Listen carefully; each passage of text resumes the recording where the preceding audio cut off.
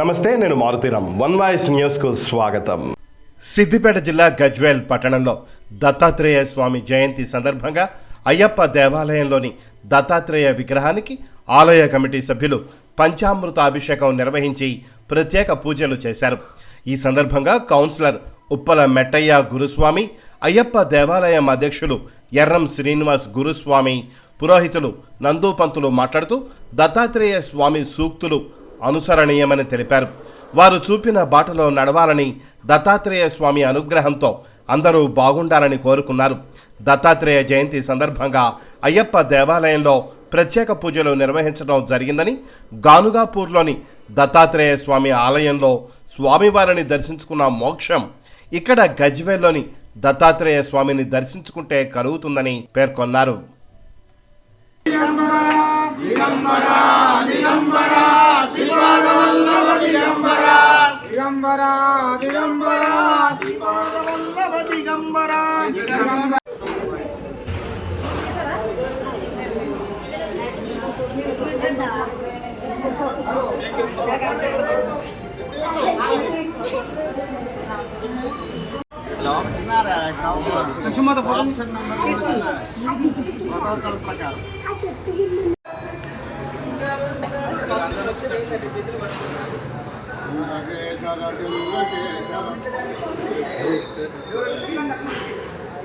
ఈరోజు దత్తాత్రేయ జయంతి సందర్భంగా ఇక్కడ అభిషేక కార్యక్రమాలన్నీ చేసుకోవడం జరిగింది.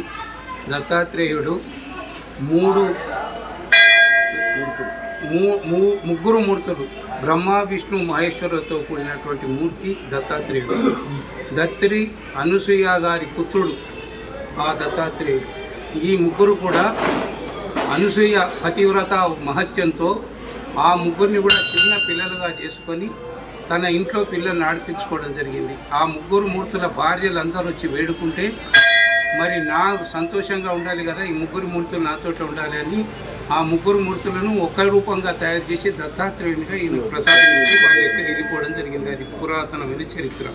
అలాంటి దత్తాత్రేయ మహాస్వామిని దర్శించుకున్నా, ఆయన పూజ చేసుకున్నా, ఆయన దగ్గరున్నా సరే, ఆయన పాదాలను మొక్కినా సరే అనుకున్నటువంటి కోరికలన్నీ ఫలిస్తాయి.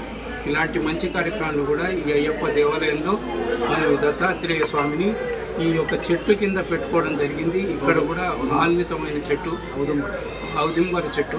మరి అలాంటి చెట్టు కింద ఆ స్వామివారి స్థాపించడం జరిగింది. మరి ఇక్కడికి వచ్చి కూడా ఎక్కడైతే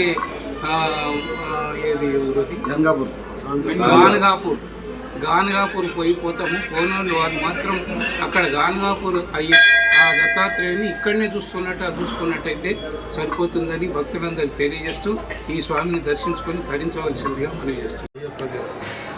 గజ్వేల్ అయ్యప్ప స్వామి దేవాలయంలో నిన్న మండల పూజా కార్యక్రమం చాలా వైభవంగా జరిగింది. ఉదయం పూట పదునెట్టాంబడి పూజ, అయ్యప్ప స్వామికి మహా అభిషేకాలు జరిగినాయి.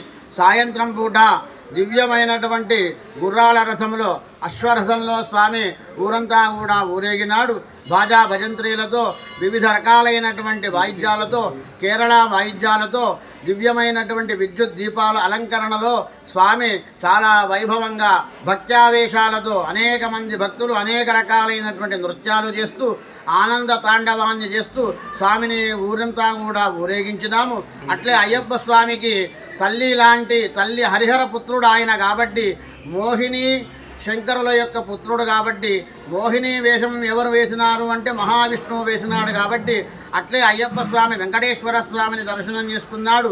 తోవలో ఈశ్వరుని కూడా, శంకరుడు తండ్రి లాంటి వాడు కాబట్టి ఆ తండ్రిని కూడా దర్శనం చేసుకొని మళ్ళా దేవాలయానికి బాజా భజంత్రీలతో, మంగళ వాయిద్యాలతో, భక్త్యావేశాలతో, అనేక మంది నృత్యాలతో, భజనతో, మంత్రాలతో స్వామివారు మళ్ళా తన యొక్క దేవాలయానికి వచ్చి చేరినాడు. అది నిన్నటి రోజు. ఈరోజు అనగావల్లభ దత్తాత్రేయ స్వామి వారి యొక్క జయంతి. ఈరోజు కూడా అయ్యప్ప స్వామి దేవాలయంలో గజ్వేలిలో 2 రోజులు మండల పూజా కార్యక్రమం అవుతుంది. ఈరోజు ఉదయమంతా కూడా అయ్యప్ప స్వామికి అనేక మంది భక్తుల చేత నెయ్యాభిషేకం, 100 కిలోల నెయ్యితో అభిషేకం చేయడం జరిగింది. అట్లే దత్త జయంతి కాబట్టి ఈ ఔదుంబర వృక్షం దగ్గర ఉన్నటువంటి దత్త